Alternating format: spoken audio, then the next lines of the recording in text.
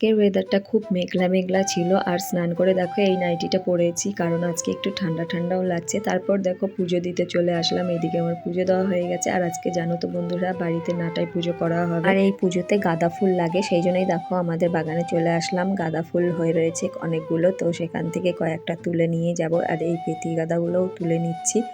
তো দেখো তোলা হয়ে গেছে। আর এইদিকে মা হচ্ছে পুকুর কেটে রেখেছে, তো পুকুরটাকে এখন আমি লিপে নেব।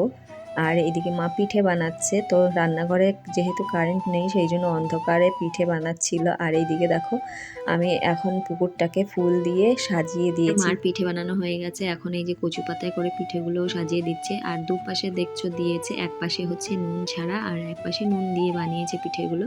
তো এরকমই আর কি নিয়ম আছে। তো তোমাদের কার কার বাড়িতে হচ্ছে নাটাই পুজো করা হয় অবশ্যই কমেন্টসে জানিও। আর পূজার শেষে কিন্তু নুন ছাড়া পিঠেগুলো চোরে চুরি করে নিয়ে যায়।